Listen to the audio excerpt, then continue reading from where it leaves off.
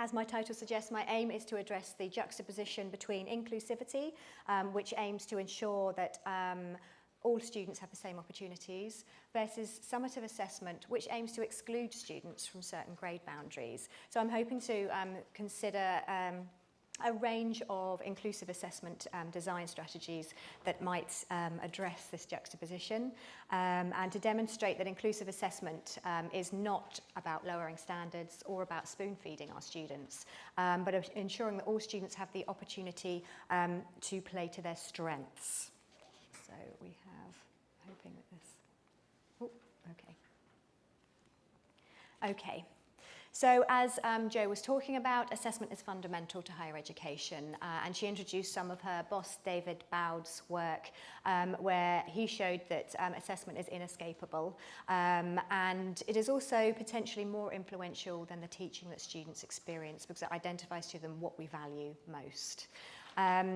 She also highlighted how diversity of our student cohorts is increasing and increasingly diverse, and that diversity is expanding year on year too. But as Engstrong and Tinto, as you see in the top quote, warn that access without support is not opportunity. And I think that we see that in some of the awarding gaps that we have coming through with certain groups in higher education. However, Noel Entwistle talks about the issues surrounding our entrenched attitudes, which can lead to thinking about assessment in more narrow ways, and the domination of certain types of assessment. So it might be that we see a domination often of exams and essays in the assessments that we expose our students to. And I think this is reflective of what I've called a testing culture, where we are focused on the products of learning, on student attainment, on measuring that learning, rather than supporting the processes of learning per se. And I think that that testing culture has been shown to privilege certain groups of students over others, usually our more traditional students. Therefore, we really need to be focusing on how to develop assessment as a key to change.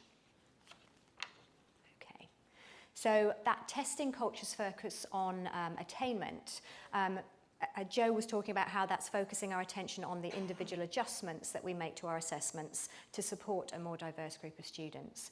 Now, Niemennen and Perssonen argue that this positions students as abnormal or unfit, so it can really serve to marginalise and stigmatise them. And I think what we need to do is be reflecting on how assessment is deliberately and systematically excluding certain groups of people and privileging others, and what design strategies how design strategies can create inclusion for a culture of inclusion. So I'm going to share a range of different design strategies, from some small incremental changes that we can make more easily to some more involved strategies. And I've got some examples of some fantastic modules towards the end of the session that I'm going to share with you to show you how other people have enacted this. But to reduce the pressure on me and so that I'm not talking at you for 45 minutes, I'm going to put the pressure on you to begin with, because I'm going to assess you. So I'm going to hopefully put you in the shoes of the students so that you can maybe experience some of the potential issues that are raised when our assessments don't necessarily, they're not as inclusive as they could be. So I am...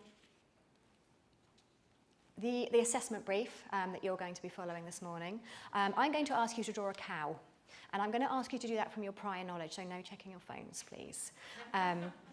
There should be some blank paper and a pen near you, in front of you, that you can use for this task. You can use a device if you want to, but it's probably easier on a bit of pen and paper. I'm going to give you just 2 minutes to complete this task, but you must complete it individually. So please, no plagiarism or collusion, because you will be referred to academic misconduct if you're caught doing that. And then anybody who exceeds the 2 minutes, I'm afraid that there will be a penalty incurred, so there will be a 10% reduction in your grade for every 10 seconds extra that you take. So that's your assessment brief. Okay, so the assessment criteria for this particular task. So we have 5 criteria. Now, I know there are some vets in the audience, and I can only apologise for these criteria because I'm not a vet. But for those of you who are not vets, I'm going to continue on as if I know what I'm talking about. For the 5 criteria, your cow drawing should demonstrate the following characteristics. So they should have a mammary system with a typical number of papilla mammals. I would like to see the cow be piebald. We would need a body condition score of around 3 out of 5. Don't want to get that wrong. I'd like to see a right lateral view of your cow and that the cow is a quadruped. Okay, so I know that that's crystal clear now. We've gone through all of those assessment criteria. So to recap, you're going to have exactly 2 minutes to complete a drawing of your cow. So I think, Anesta, you're timing it for me. So ready, steady, go. Off, otherwise, yes, we'll have to be incurring some penalties, I'm afraid. I've heard that there's some dog cows coming through. So well done for completing the assessment task. I'm sure you weren't expecting to have to do that this morning. Here's an example of a drawing, and here's what it would look like in real life too. So if you want to see some more children's drawings that are converted to sort of Photoshop to real life, there's the link at the bottom. There's some fantastic examples there. So now we're going to grade your cow drawings. So I'm afraid there's no time for me to do that this morning because I'd take up the whole time just doing that. And I think it's a bit mean of me to ask you to peer assess each other's because you might not want to share your cow drawings. So I'm going to trust you this morning to be fair in grading your own cow drawings.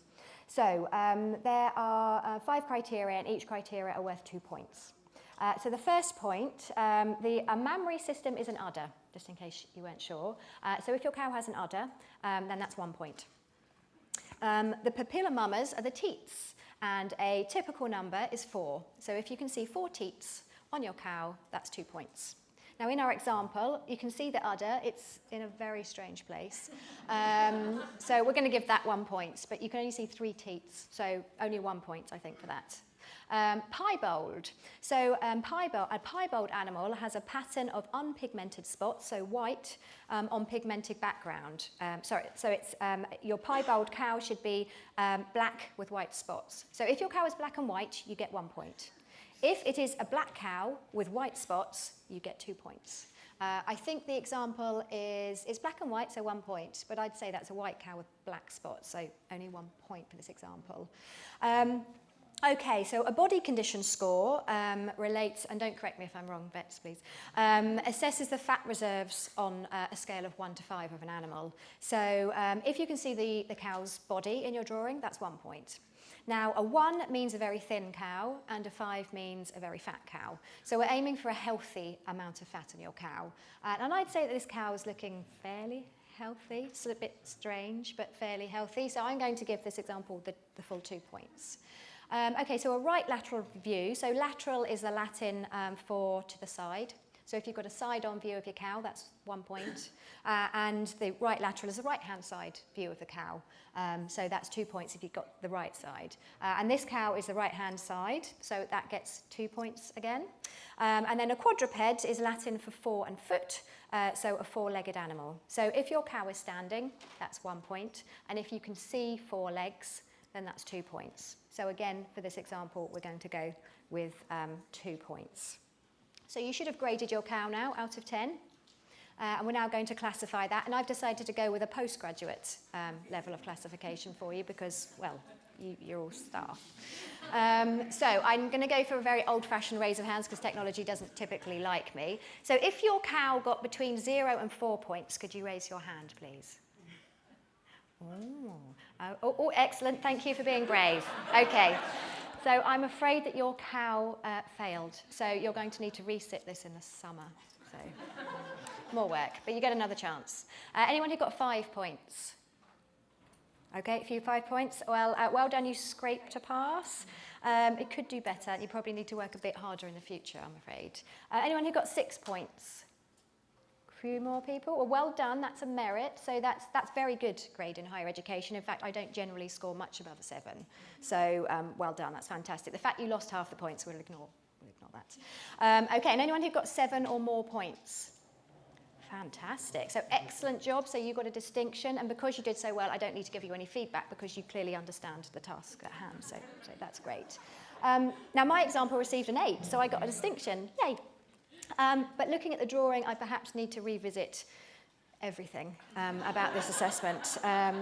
So yes, but what I'm hoping this experience has done is to raise multiple challenges.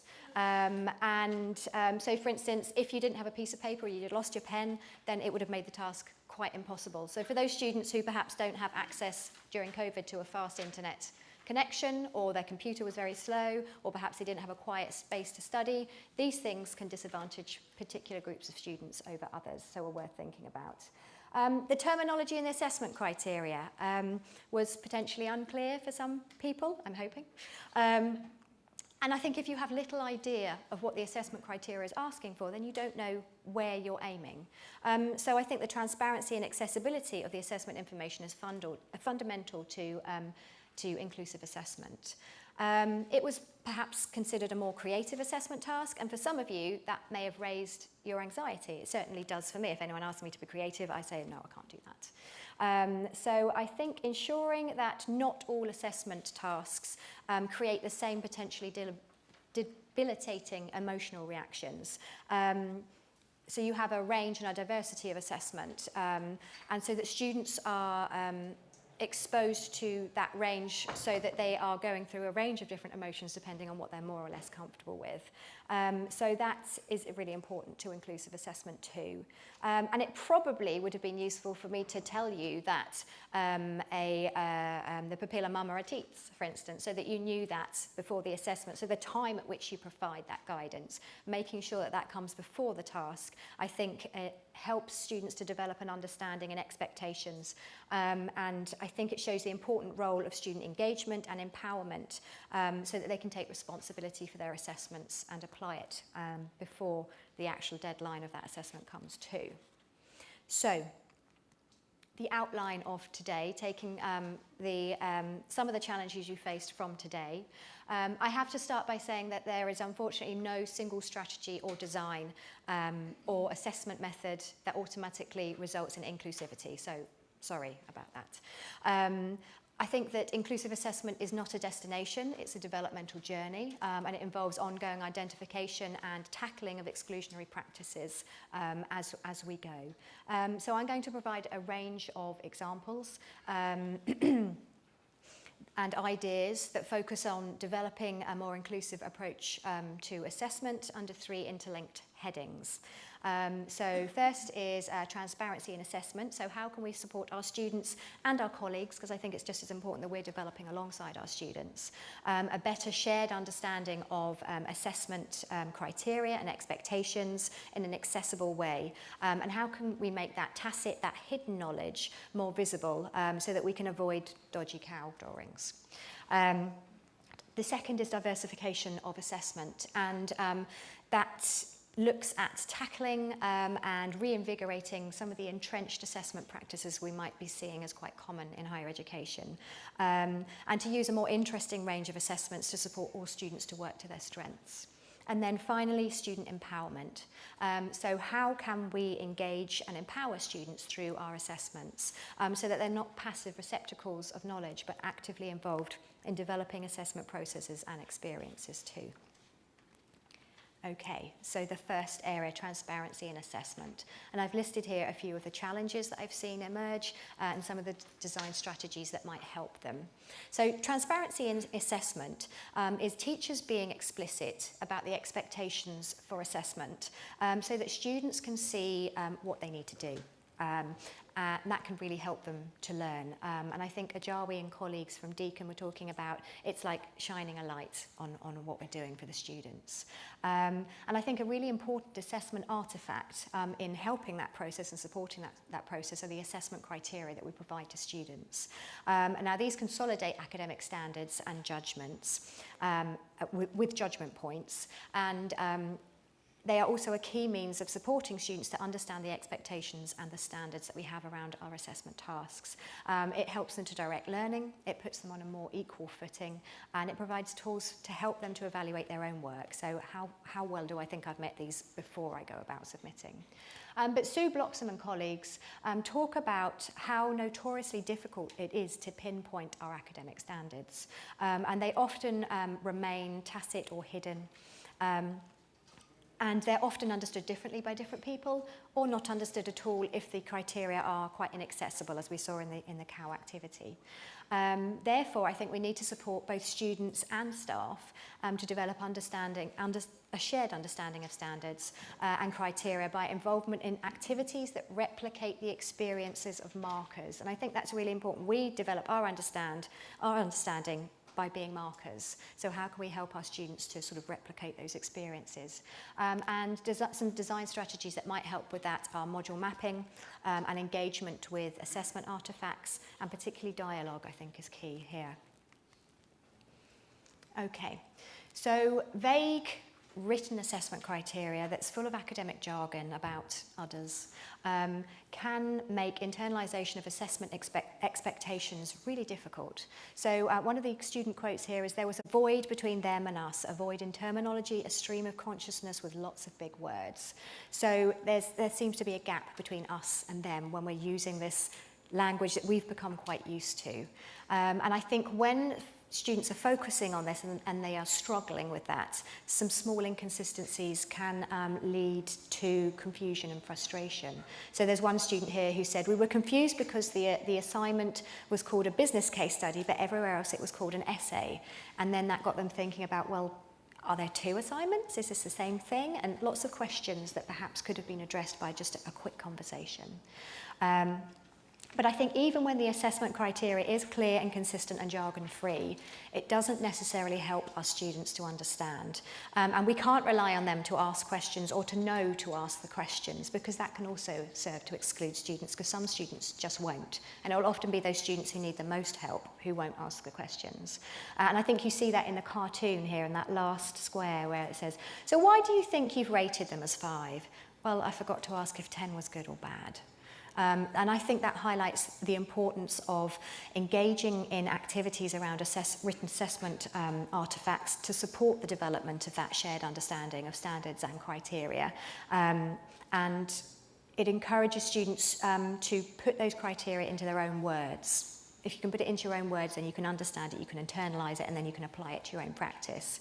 So I think that's important to achieve prior to the assessment deadline, to empower students to apply that shared understanding to develop their work. So one of the students says, it was only when I got the feedback that I understood what I had to do. And from a student perspective, that's incredibly frustrating. That if I knew that before, I could have done that before. So, yeah.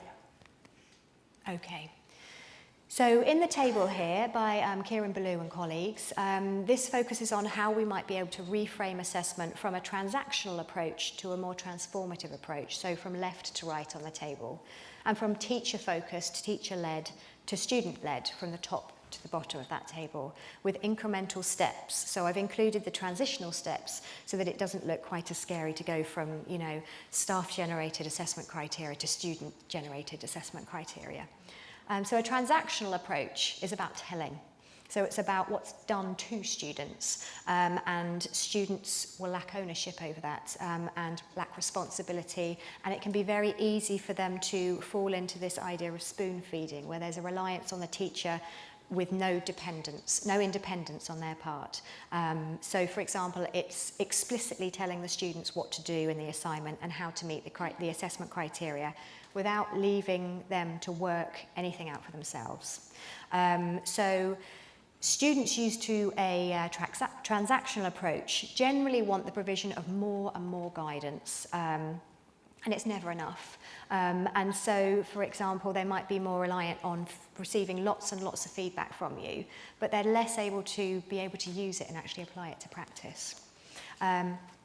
So a transformational approach is more about students' engagement with and generation of assessment artifacts. So in other words, taking ownership and responsibility with greater independence and autonomy. So a goal in higher education, I think, should be moving towards a more transformational, transformative approach, striving for that shared understanding of assessment requirements so that responsibility for development is shared. So it's not all on you. It's about that joint endeavour between you and your students. And I think this can be twofold. So firstly, the development towards a more transformative approach involves the development of individual assessment artefacts in collaboration with students. So from teacher-generated criteria to student-generated criteria, for example.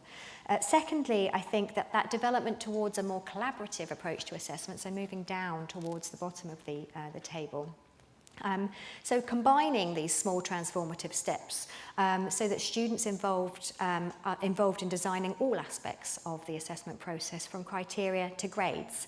And I've got an example by Kathy Elliott later on where she actually has incorporated the negotiation of grades with her students as well.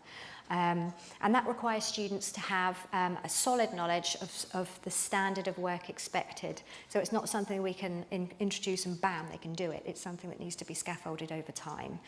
So this shift from a transactional to a more transformative approach requires that the early assessment tasks are more solidly scaffolded than the later tasks, and that this is gradually faded and taken away over time. Otherwise, again, you'll get back to that argument of you're spoon-feeding your students. So I think that's really important to have that scaffolding reduction over time. So this is an example from an assessment and feedback module I run on the masters that I run, and it's a screenshot of the module mapping process that we engaged in prior to running it. Now it's important to note, I think, that the students on our programs are staff. So they're not sort of undergraduate students, they are postgraduate students, but they are also practicing teachers in higher education. And to tackle that challenge of making the tacit, the invisible, visible, we use this module mapping process. We use this as the starting point of the module and to outline the key characteristics. So we thought about who would be contributing either live or recorded via sessions, what was the formative assessment, how we were going to provide the feedback. So we used a mixture of tutor feedback, peer feedback, and also the internal feedback that the students were involved in creating themselves, which David Nicol talks about. We looked at the type of activities they were engaged in, because there were 5 themes and 5 formative tasks associated with it, and also looked at linkages to programme learning outcomes and the skills they were developing as they went through. And we used this as the basis for the design of our virtual learning environment. For discussions, we talked a lot about the design around our assessments within sessions, in the guided learning, and in the assessment artefacts that were produced. So there was there were assessment criteria, and there was an assessment brief provided that I'll show you in just a moment, and they were provided from the outset and discussed in class. And the assessment was a written reflection based on learning from the 5 formative themes, and a viva reflecting on the overall experience, which include reflection on the impact of the feedback they received. Now the rubric within this was co-constructed with the students, and a rubric is where you break down the assessment criteria. So an analytic rubric, which I'll show you in just a minute, is where you have your criteria down the left-hand side, you have your chosen number of levels across the top, and then you have quality descriptions in each of the boxes, just in case people haven't come across it. And so they co-created that, the students, in relation to the written reflection, which was more of a transformative approach. But within this module, there are still some areas of transition. So as I say, it's an ongoing process. This is our first iteration of this particular module. And so the areas for development that we've identified after running it the first time is that students could have more choice of assessment. We now have some exemplars which we can get the students involved in marking alongside the criteria. And I think we're looking at how we can incorporate students' negotiations of their own grades. So it's an ongoing. I'm not presenting it as a perfect tool. There's still a lot of work to be done there. So these are the, oops, if I remember to press the button, that is. These are, on the right-hand side, we have the assessment brief template, and this is something we're rolling out across the whole programme. And that's an evidence-informed assessment template developed by Kieran Ballou and my colleague Naomi Winston, which highlights some of the key ideas. So how can students self-assess their own work? There's some points in there. What is the feedback from prior cohorts that will help students this time round? What's the rationale for it? Linkages to the rest of the module and programme, for example. And then on the left-hand side, you see that's a snapshot from the rubric that the students co-constructed together. And as I said, they decided to go for the analytic rubric. They were tweaking the assessment criteria and they decided how many levels that they were going to include, and they articulated the quality descriptions. So as a result of this module, the International Journal for Students as Partners have a Voices in the Field section where you can publish without having to go through the peer review and you know, taking several years to get published, and it's just a small extract. So together with our students, we produced this contribution to that. So this was an overview of their experience of completing that task. And I think the benefits that they talk about in this contribution is that it gave them voice. It helped them to take ownership of the assessment process. It increased their understanding of the standards and the expectations. It reduced their anxiety around the tasks. And a lot of them come in saying, well, I haven't been a student for such a long time, and that makes me really nervous. So we're very aware of that. And it increases the independence and motivation, and it also informed their practice. So they've gone on to incorporate a lot of the stuff we talked about in the module within their own practice. Okay, so moving on to diversity of assessment, and I'm sure you've probably all seen this cartoon before where the chap's saying, to keep things fair, everyone has to take the same exam. Please climb that tree, which is probably going to be a bit difficult for an elephant and a fish, but a bit more easy for the monkey. So I think central to diversity is choice in assessment, and Joanna alluded to that in her session. And I think we have a predominant use of traditional assessment, such as essays and exams in higher education, although that is certainly changing.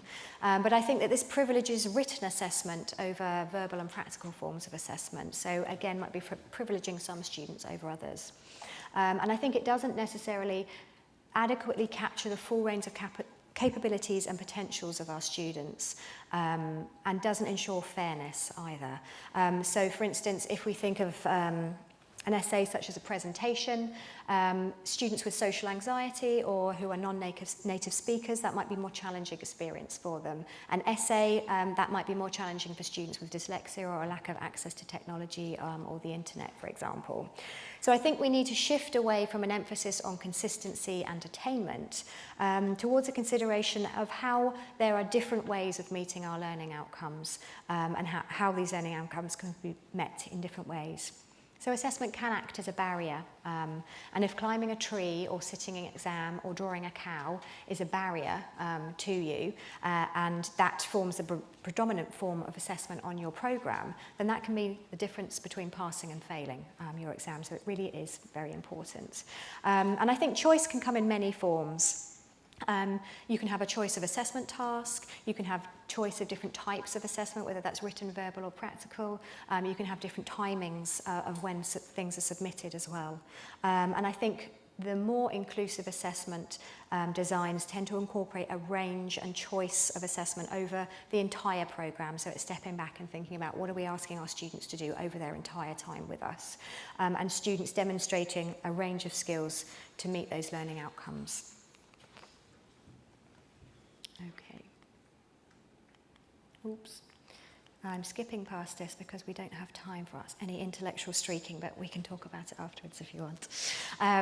Okay, so I think the most common challenge in relation to diversity that are often raised are the double duty of assessment, resistance to change, and equivalency between assessment methods. So if an assessment task is unfamiliar, this will often increase the cognitive load of students as a result of the double duty of assessment. And this is how David Bowd describes it. It's essentially when we're assessing students, it's not just about them meeting those learning outcomes. It's also about them learning the skills to pass a particular test you've designed for them. It's about the transferable skills that might underpin that. And it's about also the subject knowledge that they need to know in order to be able to complete that task. So there are lots of interacting things they need to do to be successful at an assessment task beyond meeting those learning outcomes. And students, evidence shows that students are often not well prepared to become more familiar with these new tasks. And so they are left feeling compelled to focus on developing skills to pass the assessment task rather than developing as learners. So I think it's really important to provide time and support, build that into your teaching when introducing new assessment tasks. Another challenge is resistance to change from staff and students that Joanna's also mentioned. So previously, advantaged students who were advantaged by past assessments, there may be some resistance to introducing new assessment tasks that they're not familiar in and might involve more work. And for staff as well, there might be some resistance as a shake-up of previously comfortable ways of working. I think the elephant in the room in all of these sessions is always resources and continual restrictions on our time and the resources that we have available to us, which is completely understandable. And also the time it takes to set up new tasks as well. It does take an amount of time to do that. But I think universities are increasingly calling for a greater diversification of our assessment processes, more inclusive practices. I think it's much more interesting to mark a range of different assessments as well from the marker's perspective. And I think assessment mapping at the programme level, and Joanna was talking about that programmatic assessment, can be really useful in looking at how we might be able to reduce our summative loads. There are now some big assessment scholars in the area, such as David Carless and David Bowd, who are calling for us to actually try to reduce the amount of summative assessments that we have for students. Often students are asked to complete 40 plus assessments in order to show that they've met the learning outcomes for your programme. Do we need to be doing that? And if we're reducing our summative tasks, that allows and makes more room for that more formative side of things, where you can design those formative activities around those assessment artefacts that you're giving to students for a more inclusive approach. Okay, so I think Joanna also mentioned that in higher education we're very good at adding things and adding to our workload, and not quite so good at removing things. And we often fail to consider how situations can be improved by taking things away, by removing things. And Adams et al. Call this the what can we add here heuristic, which apparently is a default strategy to simplify and speed up decision making. So it's something that we all do. And I think assessment mapping can be a really useful way of getting us to stand back and say, okay, what are we actually asking students? What are we asking of them? And why are we asking them to do it? And this is a snapshot from my master's. We've been assessment mapping recently because we've had a curriculum design review going across the entire institution. I think it can be, as I say, useful to see, okay, where are we over-assessing? Where are we meeting our programme learning outcomes? To identify any over-reliance on assessment types, provide an overview of the diversity of assessments that students are experiencing during their student journey, and to better situate individual modules within that student journey. And I think from our mapping process, as I say, it's all ongoing. I do not have any perfect examples for you. I'm still in this process myself. I think with this programme, we need to have a more diverse range of assessments. We tend to be quite written focused, so we probably need to expand on that, and to incorporate more choice as well in our assessment. So that's something that I'll be working going forward with the team that I work with. Now, the other challenge around diversity of assessment that often comes up is how can I ensure that my new assessment methods are equivalent to what we were doing before in terms of the level of complexity, the effort and the invested time. So how can I make sure that a poster presentation is equivalent to the essay that I used to do with them? And I think when you look at the literature, there are two means of addressing this. The first is the development of a table of equivalency, that we have an example here from Ulster University. And the second is more dialogic in approach. So this equivalency table from Ulster, I was looking at our assessment workloads, and it works. It does. It is a useful means of looking at what you're doing and looking at the equivalency. It identifies the workload equivalent to the written essay. Now, Ulster warns not to use this prescriptively, as the context, the nature and the level of work is influential to equivalence. And they also highlight and emphasise that it's important to discuss task equivalencies with colleagues and students to find a consensus that works in your teaching context. So the second approach is more dialogic, and I think it highlights the importance of dialogue around all aspects of assessment. And I think it leads to an increase in clarity around assessment methods, what you're intending to do with those assessment methods, and how they align to the learning outcomes. So examples might involve discussion around past exemplars against the assessment criteria, the use of rubrics that we've looked at an example, the use of peer and self-feedback or assessment, for example. And these can all be useful means of encouraging those discussions and framing those discussions, so that we can reach a consensus between students and staff. And I have a really lovely example by Lucinda Matthew-Jones towards the end, which shows how she's achieved this dialogically.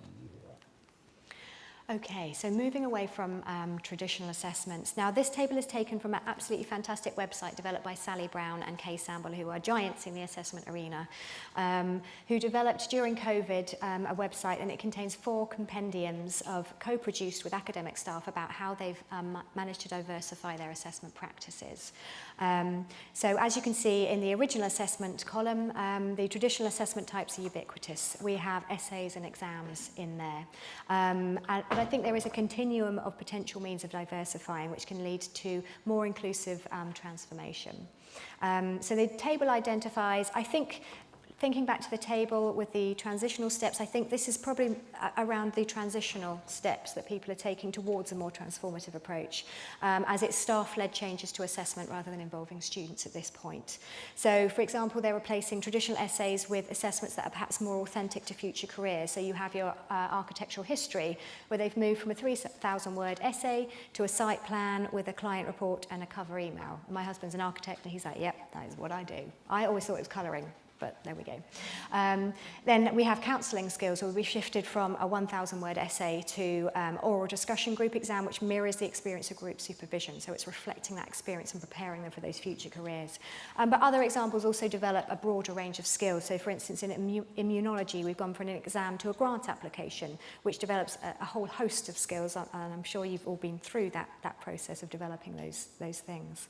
And I think once these are embedded, then they can become more diverse by perhaps including some extra small incremental steps to enhance the transformative nature of the diversified assessment methods, such as including choice in assessment or including dialogue around expectations, the co-construction of various assessment